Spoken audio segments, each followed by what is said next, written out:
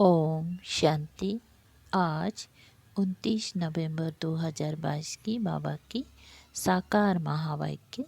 प्यारे बाबा बोले, मीठी बच्चे, तुम्हें मनुष्य से देवता बनना है, इसलिए देवी फजीलत मैनर्स धारण करो, आसुरी अवगुणों को छोड़ते जाओ, पावन बनो। प्रश्न: देवी मैनर्स धारण करने वालों की परख किस एक बात से हो सकती है? उत्तर: सर्विस से। कहाँ तक पतित से पावन बने हैं और कितनों को पावन बनाने की सेवा करते हैं? अच्छे पुरुषार्थी हैं या अभी तक आसुरी अवगुण हैं? यह सब सर्विस से पता चलता है। तुम्हारे यह ईश्वरीय मिशन है ही देवी फजीलत सिखलाने की। तुम श्रीमत पर पतित मनुष्य को पावन बनाने की सेवा करते हो। गीत। ओम नमः शिवाय। ओम शांति। भक्ति मार्ग में महिमा करते हैं शिवाय नमः। ऊँचे ते ऊँच शिव, उनको ही शिव परमात्माय नमः कहा जाता है। ब्रह्मा देवताय नमः, विष्णु देवताय नमः कहा जाता और शिव परमात्माय नमः फर्क हुआ ना। परमात्मा एक है, वह ऊँचे ते ऊँचे, उनकी महिमा भी ऊँचे। इस समय ऊँचे ते ऊँचा कर्तव्य करते हैं। उनका धाम भी ऊँचे ते ऊँचा है, नाम भी ऊँचे और किसी को परमात्मा नहीं कहते हैं। परमात्मा के लिए ही गायन है। हे पतित पावन, आते भी हैं पतित दुनिया और पतित शरीर में।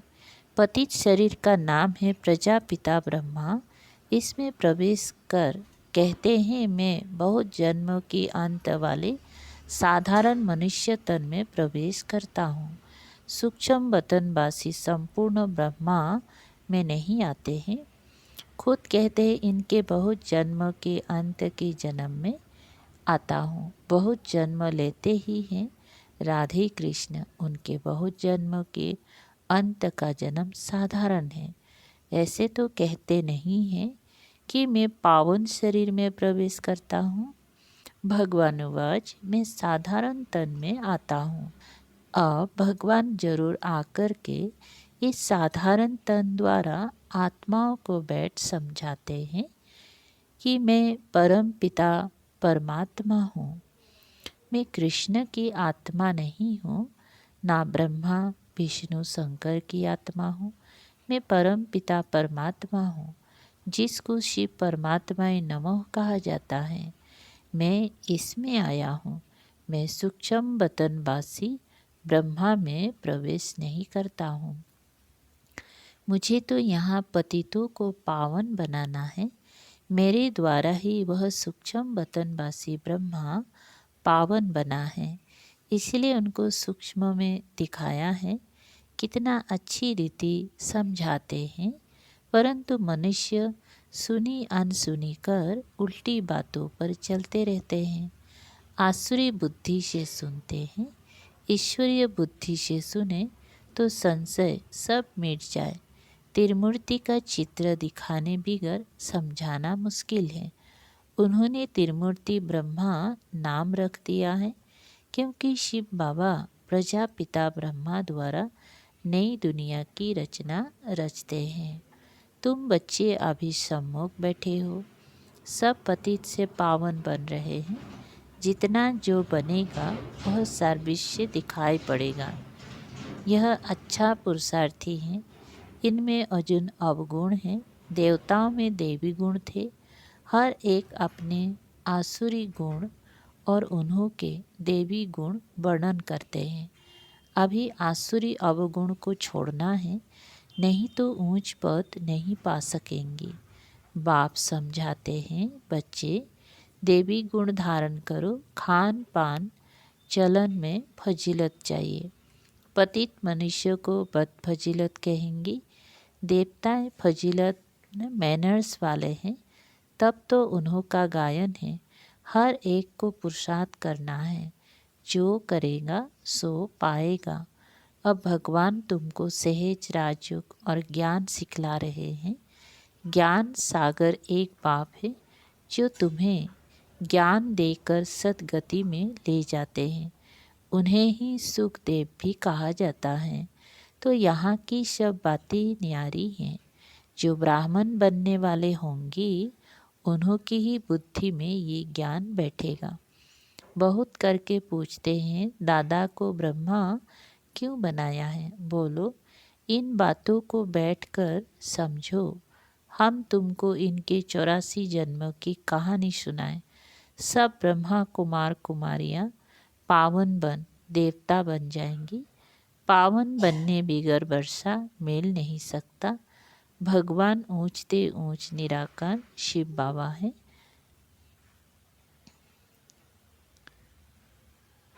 वर्षा देने के लिए जरूर ब्रह्मा तन में आएगा।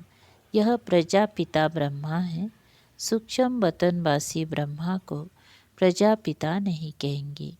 वहाँ थोड़े ही प्रजा रचेंगे।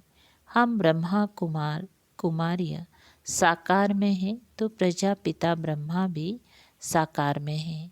यह राज आकर समझो। हम इस दादा को भगवान नहीं कहते, यह प्रजापिता है। इनके तन में शिव बाबा आते हैं पावन बनाने। यहाँ कोई पावन है नहीं। त्रिमूर्ति शिव के बदले त्रिमूर्ति ब्रह्मा कह दिया है, परंतु त्रिमूर्ति ब्रह्मा का कोई अर्थ नहीं है। ब्रह्मा को मनुष्य का रचयिता भी कहते हैं, इसीलिए प्रजापिता कहा जाता है। इसमें वह निराकार प्रवेश कर वर्षा देते हैं। सूक्ष्म वतनवासी ब्रह्मा पावन है, वह पतित से पावन बनते हैं। हम ब्राह्मण भी पतित से पावन देवता बनते हैं। शिव परमात्मा नमो कहा जाता है। ब्रह्मा विष्णु शंकर को देवता कहा जाता है। भगवान ही भक्तों का रक्षक है, वही सबको सद्गति देंगी। पतित पावन है तो जरूर आकर पतितों को पावन बनाएंगी। पहले पहले पावन है लक्ष्मी नारायण, वह जरूर पुनर्जन्म लेते होंगी। 84 जन्म पूरे होने से फिर साधारण मनुष्य बन जाते हैं। उनमें फिर बाप प्रवेश करते हैं। यह व्यक्त ब्रह्मा वो अव्यक्त ब्रह्मा। सूक्ष्म वतन में सृष्टि नहीं रची जाती है। अक्षर करके लोग इस बात पर मूझते हैं, तो तुमको समझाना है।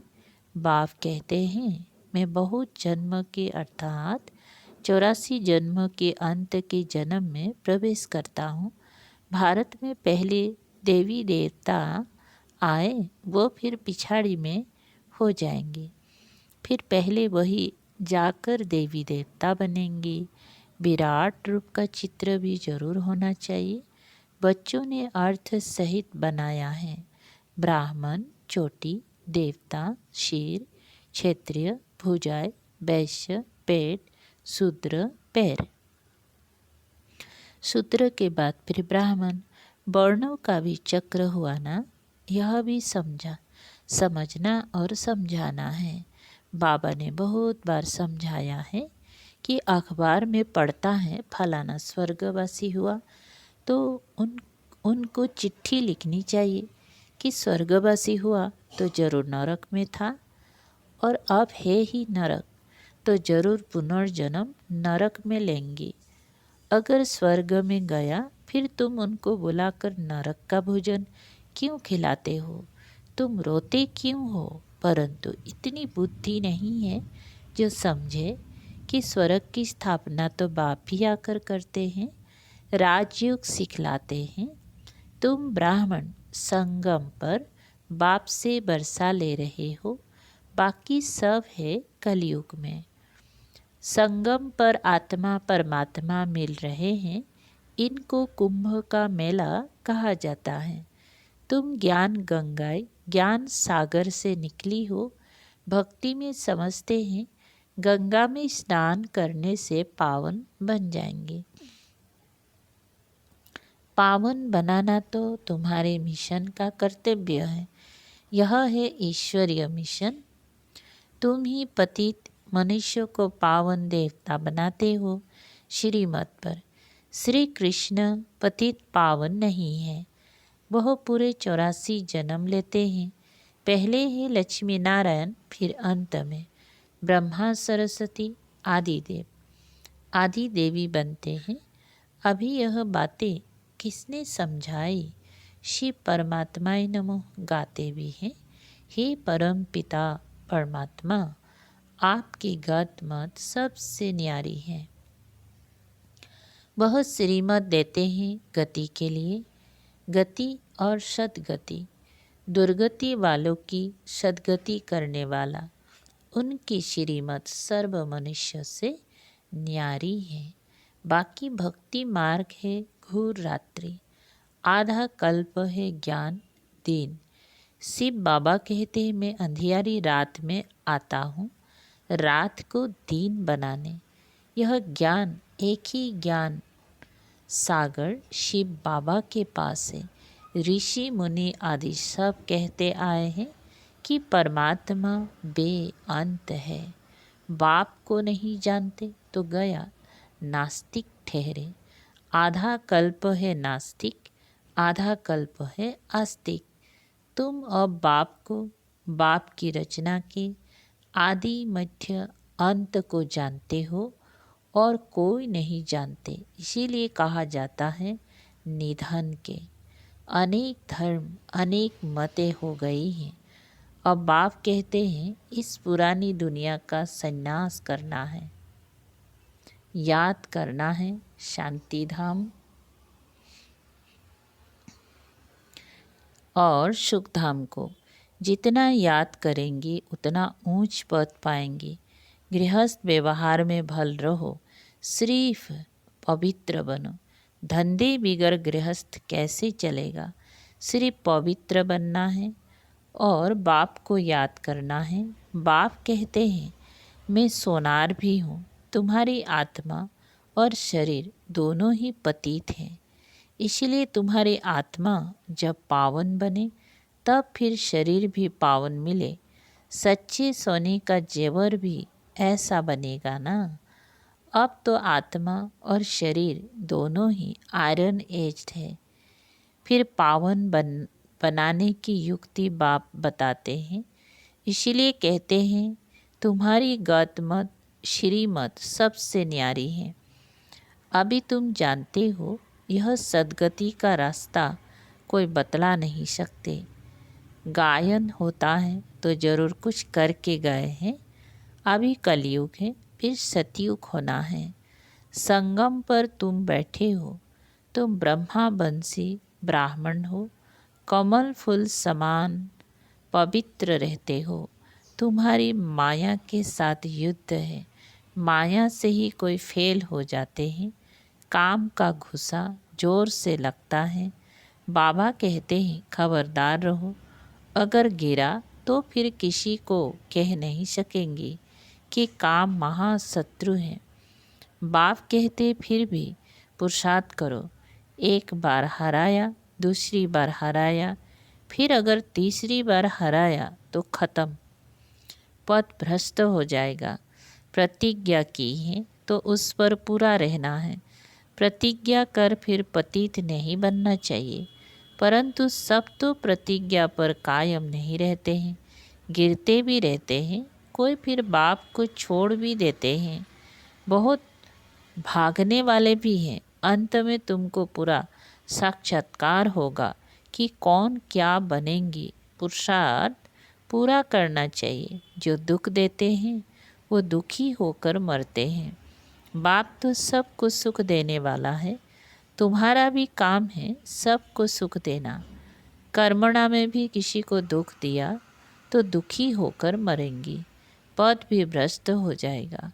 बेहद के बाप के साथ पूरा फरमान बरदार वफादार होकर रहना है। अच्छा, मीठे मीठे सिकलधे बच्चों प्रति मात पिता बाप दादा का याद प्यार और गुड मॉर्निंग। रूहानी बाप के रूहानी बच्चों को नमस्ते। हम रूहानी बच्चों की रूहानी बाप दादा को याद प्यार, गुड मॉर्निंग और नमस्ते नमस्ते। शुक्रिया बाबा। धारणा के लिए सार है। नंबर पहला, बाप के साथ वफादार फरमान बरदार होकर रहना है। कभी किसी को दुख नहीं देना है। 2. बाप से पूरा वर्षा लेने के लिए पवित्र बनने का पुरुषार्थ करना है। काम की चोट कभी नहीं खानी है, इससे बहुत सावधान रहना है। वरदान मालिकपन की स्मृति से शक्तियों को ऑर्डर प्रमाण चलाने वाले स्वराज्य अधिकारी भव। विस्तार बाप द्वारा जो भी शक्तियाँ मिली हैं उन सर्व शक्तियों को कार्य में लगाओ, समय पर शक्तियों को यूज करो, फिर मालिकपन की स्मृति में रहकर फिर ऑर्डर करो तो शक्तियाँ आपका ऑर्डर मानेंगी। अगर कमज़ोर होकर ऑर्डर करेंगी तो नहीं मानेंगे। बाप दादा सभी बच्चों को मालिक बनाते हैं, कमज़ोर नहीं। सब बच्चे राजा बच्चे हैं, क्योंकि स्वराज्य आपका बातराइट है। यह बातराइट कोई भी छीन नहीं सकता।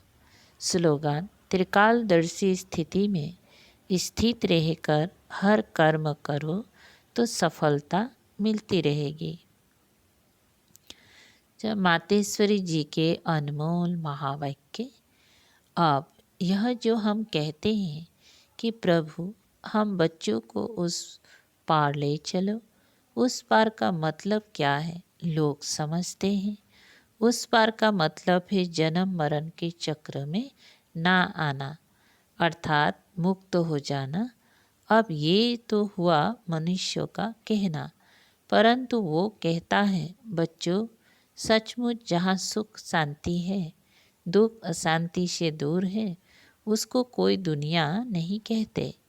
जब मनुष्य सुख चाहते हैं तो वो भी इस जीवन में होना चाहिए। अब वो तो सतयुगी वैकुंठ देवताओं की दुनिया थी जहाँ सर्वदा सुखी जीवन थी। उसी देवताओं को अमर कहते थे। अब अमर का भी कोई अर्थ नहीं है। ऐसे तो नहीं देवताओं की आयु इतनी बड़ी थी जो कभी मरते नहीं थे।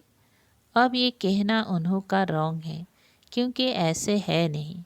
उनकी आयु कोई सतयुग त्रेता तक नहीं चलती है, परंतु देवी देवताओं की जन्म सतयुग त्रेता में बहुत हुए हैं। 21 जन्म तो उन्होंने अच्छा राज्य चलाया है और फिर 63 जन्म द्वापर से कलयुग के अंत तक टोटल उन्हों के जन्म चढ़ती कला वाले 21 हुए और उतरती कला वाले 63 हुए। टोटल मनुष्य 84 जन्म लेते हैं। बाकी ये जो मनुष्य समझते हैं कि मनुष्य 84 लाख योनियाँ भोगते हैं, ये कहना भूल है। अगर मनुष्य अपनी योनि में सुख दुख दोनों पार्ट भोग कर सकते हैं तो फिर जानवर योनि में भोगने की ज़रूरत ही क्या है? अब मनुष्य को ये नॉलेज ही नहीं। मनुष्य तो 84 जन्म लेते हैं, बाकी सृष्टि पर जानवर पशु पंछी आदि टोटल 84 लाख योनियाँ हो सकती हैं। अनेक किस्म की जैसे पैदाइश है, उसमें भी मनुष्य योनि में ही अपना पाप पुण्य भोग रहे हैं और जानवर अपनी योनियों में भोग रहे हैं। ना मनुष्य जानवर की योनि लेता और ना जानवर मनुष्य योनि में आता है। मनुष्य को अपनी योनि में तो जन्म में भोगनी पड़ती है, तो दुख सुख की महसूसता आती है। ऐसे ही जानवर को भी अपनी योनि में सुख दुख भोगना है, मगर उन्होंने ये बुद्धि नहीं कि ये भोगना किस कर्म से हुए हैं। उन्हों की भोगना को भी मनुष्य फील करता है, क्योंकि मनुष्य है बुद्धिमान। बाकी ऐसे नहीं मनुष्य कोई 84 लाख योनियाँ भोगते हैं, जड़ झाड़ भी योनि लेते हैं। ये तो सहज और विवेक की बात है कि जड़ झाड़ ने क्या कर्म अकर्म किया है जो उन्हों का हिसाब किताब बनेगा। जैसे देखो गुरु नानक साहब ने ऐसी महावाक्य उच्चारण किए हैं, अंतकाल में जो पुत्र सिमरे ऐसी चिंता में जो मरे, सुअर की जुनी में बल बल उतरे। परंतु इस कहने का मतलब ये नहीं है कि मनुष्य कोई शुक्र की जुनी लेता है, परंतु शुक्र का मतलब ये है कि मनुष्यों का कार्य भी ऐसा होता है जैसे जानवरों का कार्य होता है। बाकी ऐसे नहीं कि मनुष्य कोई जानवर बनते हैं। अब ये तो मनुष्य को डराने के लिए शिक्षा देते हैं। तो अपनी को इस संगम पर अपनी जीवन को पलटाए। पापात्मा से पुण्य आत्मा बनना है। अच्छा, Om Shanti. Thank you Baba.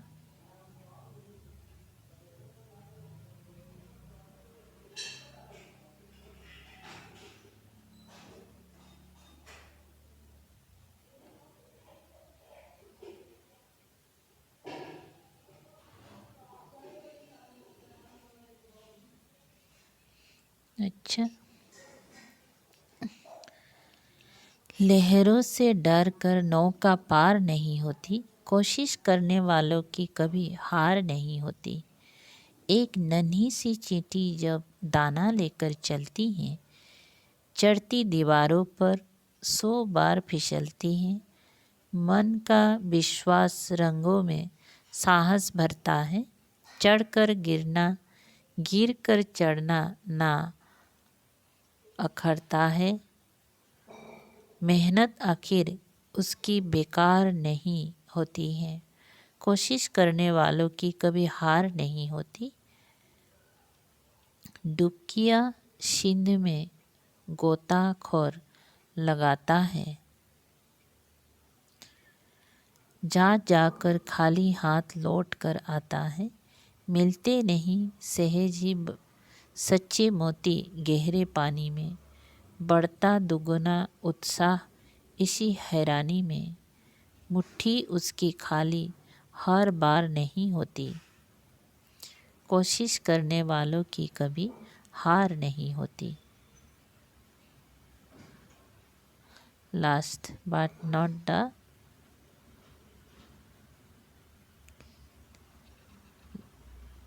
List. असफलता एक चुनौती है, उसे स्वीकार करो। क्या कमी रह गए उसे देखो और सुधार करो। जब तक ना सफल हो नींद चैन को त्यागो तुम। संघर्ष का मैदान छोड़ मत भागो तुम।